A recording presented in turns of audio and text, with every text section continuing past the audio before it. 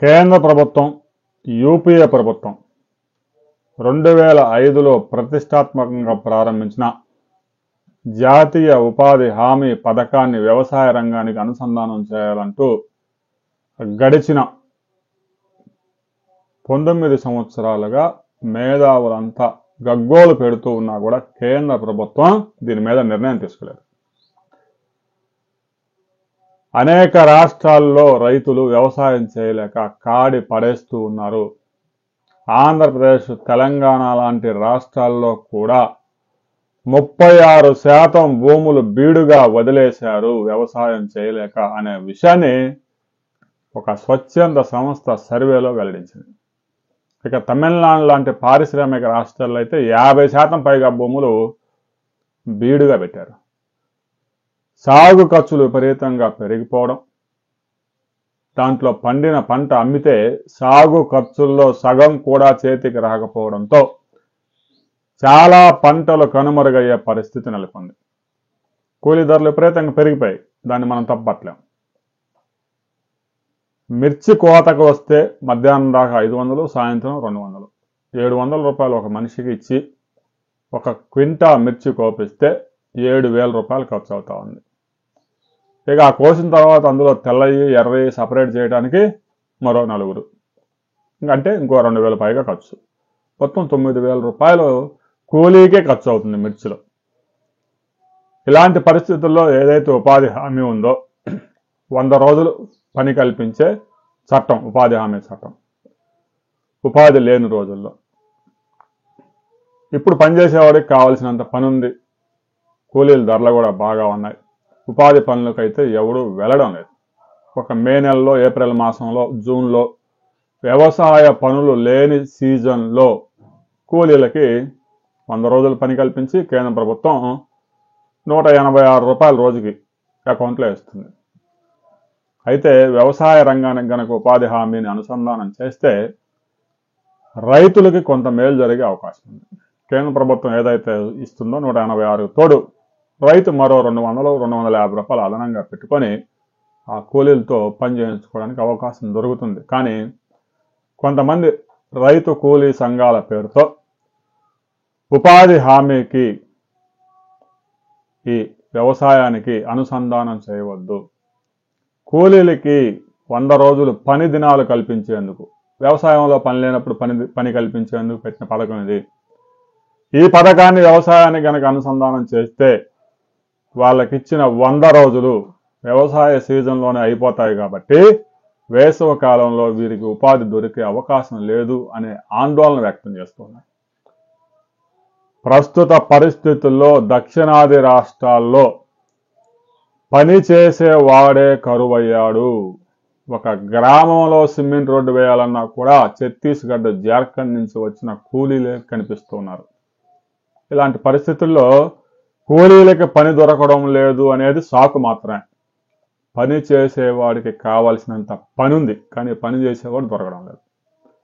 ఇక ఉత్తరాది నుంచి కూలీలు వచ్చి ఎక్కువ గంటలు పని చేయడంతో పాటు తక్కువ ధరకే పని చేయడంతో ఆ కూలీలకి డిమాండ్ పెరిగింది. తెలంగాణ, ఆంధ్రప్రదేశ్, తమిళనాడు, కర్ణాటక, కేరళ రైస్ మిల్లుల్లో ఎక్కడ చూసుకున్న ఉత్తరాది కూలీలే. రైస్ మిల్లర్లు కూడా ఇక్కడ కూలీలతో పని చేయించుకోవడం సాధ్యం కావడం లేదు. ఆ ఉత్తరాది కూలీలకైతే 4 గదులు నిర్మించిస్తే 30 మంది ఆ గదుల్లోనే ఉంటారు, అక్కడే రొట్టెలు కాల్చుకుంటారు, ఉదయం నుంచి సాయంత్రం దాకా పనిచేస్తారు, సంవత్సరానికి ఒకసారే వెళ్తారు, ఒక 4 వెళ్తారు, ఇంకో 4 వస్తారు. పనికి ఆటంకం లేకుండా జరిగిపోయింది. 1200 తీసుకునే కూలి దగ్గర వాళ్ళు 700, 800, 600కే పనిచేస్తున్నారు. ఇలాంటి పరిస్థితుల్లో వ్యవసాయ రంగాన్ని కనుక ఉపాధి హామీకి కనెక్ట్ చేయకపోతే రాబోయే రోజుల్లో ఈ కూలీ ధరలు, పెరిగిన రసాయనాల ఖర్చులు, ఎరువుల ఖర్చులు భరించలేక రైతు సోదరులు మరింత భూమిని బీడుగా పెట్టే అవకాశం ఉంది. ప్రస్తుతానికి ఆ వరి సాగు అయితే పెద్ద ఎత్తున సాగు చేస్తూ ఉన్నారు తెలంగాణలో, ఆంధ్రప్రదేశ్లో. 45,000 పెట్టుబడి పెడుతున్నారు, 43,000 చేతికి వస్తుంది, చెత్త మిగులుతూ ఉంది. ఆ రెండో పంటగా మినుము, పెసర ఏదో వేసుకొని అలా నడిపిస్తున్నారు. కానీ రాబోయే రోజుల్లో మెట్ట పంటలు అయితే మాత్రం కూలీలతో, రసాయనాల ఎరువులు పెరిగిన ఖర్చులతో సాగు చేయటం సాధ్యమయ్యే పరిస్థితి కనిపించడం లేదు. ఈ వరి సాగులో నాటేసి వదిలేస్తే చివరిలో హార్వెస్టర్ వచ్చింది కాబట్టి వరి సాగు నడిచిపోతూ ఉంది. చాలా పంటలకు ప్రమాదం పొంచి ఉంది. కూలీ ధరలు తగ్గించడం అనేది ఎవరి చేతుల్లో లేదు. మేము 600 ఇస్తేనే వస్తాం, 700 ఇస్తేనే వస్తాం డిమాండ్ చేస్తున్నారు. ఇకపోతే ఇంటికాడైనా ఫ్రీగానే కూర్చుంటున్నారు కానీ రావడం లేదు. అలాంటి పరిస్థితుల్లో ఉపాధి హామీ పథకాన్ని కనుక సమర్థంగా ఉపయోగించుకోకపోతే రాబోయే రోజుల్లో వ్యవసాయ రంగం మరింత సంక్షోభంలోకి జారిపోయే ప్రమాదం ఉంది. కేంద్ర రాష్ట్ర ప్రభుత్వాలు ఇప్పటికైనా కళ్ళు తెరిచి ఉపాధి హామీని అవసరమైతే ఈ 100 రోజులున్న హామీని 200 రోజులకైనా పెంచి వ్యవసాయ రంగానికి అనుసంధానం చేయండి. వ్యవసాయ రంగానికి అనుసంధానం చేస్తే వ్యవసాయ రంగంలో అవుట్పుట్ పెరుగుతుంది, జీడిపి పెరుగుతుంది. వికసిత్ భారత్ అంటే కేవలం పరిశ్రమలను నమ్ముకుంటే కుదరదు. వ్యవసాయ రంగాన్ని కూడా అభివృద్ధి చేయాలి. 145 కోట్ల మందికి ఆహారాన్ని అందించే రైతుల్ని ఆదుకోవాలి. 1952లో కేంద్ర బడ్జెట్ 2025 కోట్లుంటే అందులో 950 కోట్లు వ్యవసాయ రంగం ద్వారానే వచ్చింది. ప్రస్తుతం సేవల రంగాలు, ఫార్మా ఇండస్ట్రీ ఇవన్నీ డెవలప్ అవడం వల్ల వ్యవసాయ రంగం వాటా అయితే తగ్గింది. కానీ దాని మీద జీవించే వారి సంఖ్య భారతదేశంలో ఇప్పటికీ 89 కోట్ల మంది ఉన్నారు. వ్యవసాయ రంగాన్ని ఇలాగనే సంక్షోభంలోకి నెట్టుకుంటూ వెళ్తే రాబోయే రోజుల్లో 2047 నాటికి వ్యవసాయ రంగంలో 20 కోట్ల మంది కూడా మిగిలే పరిస్థితి లేదు. అలాగని వ్యవసాయాన్ని వీడిన వారికి ఏదైనా ఉపాధి దొరుకుతుందా అంటే వారి వద్ద సరైన స్కిల్స్ లేవనే షాకుతో వారికి ఎలాంటి ఉద్యోగాలు ఇవ్వడం లేదు. కొన్ని మెట్ట ప్రాంతాల్లో నీటిపారుదల సదుపాయాలు లేని ప్రాంతాల్లో, రాయలసీమ లాంటి ప్రాంతాల్లో 30-40 ఎకరాల భూములు ఉన్న రైతులు కూడా నీరు లేక హైదరాబాదులో ఏటీఎంల దగ్గర వాచ్మెన్లుగా పనిచేస్తున్న కథనాలు మనం ఎన్నో చూసాం. అంటే ఒక్క 10,000 రూపాయలకి 30 ఎకరాల రైతు భూమి అంతా వదిలేసి పనిచేస్తూ ఉన్నాడంటే ఆ భూమిలో ఎలాంటి అవుట్పుట్ రాకపోవడం వల్ల కేంద్ర రాష్ట్ర ప్రభుత్వాలు ఇప్పటికైనా కళ్ళు తెరవాలి.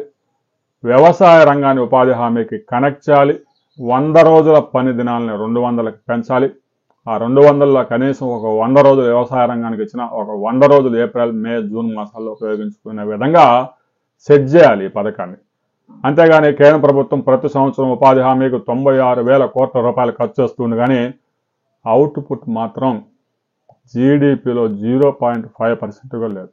అంటే ఉపాధి హామీ పథకం కింద చేసే పనులు ఎలా ఉంటాయో ప్రత్యేకంగా నేను అందరికి వివరించాల్సిన అవసరం లేదు. ఉదయాన్నే ఒక ట్రాక్టర్ వచ్చింది, దాంట్లో ఒక 40 మంది ఎక్కుతారు ట్రక్కులో.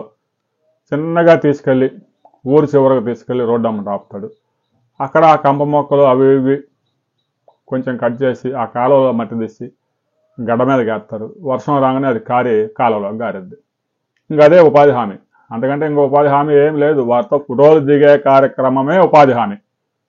దేశానికి కానీ, ప్రజలకు కానీ, గ్రామాలకు కానీ ₹1 ప్రయోజనం లేని పథకానికి కేంద్ర ప్రభుత్వం 96,000 కోట్లు ప్రతి సంవత్సరం నాశనం చేస్తాం. ఇప్పటికైనా ఉపాధి హామీలో సగం రోజులైనా రైతుకి కనెక్ట్ చేయండి. వ్యవసాయ భూముల్లో పని చేయించుకునే అవకాశం కల్పిస్తే వ్యవసాయ రంగం వృద్ధి సాధించే అవకాశం ఉంది. వ్యవసాయ రంగంలో గనక 3% వృద్ధి నమోదైతే జీడిపిలో 0.9% వృద్ధి నమోదవుతుంది.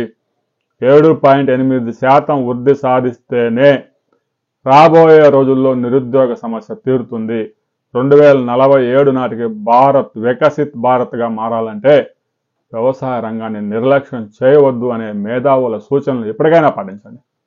ఉపాధి హామీతో వ్యవసాయ రంగాన్ని కనెక్ట్ చేయాలా లేదా అనే విషయంలో మేధావులంతా కామెంట్ చేయండి.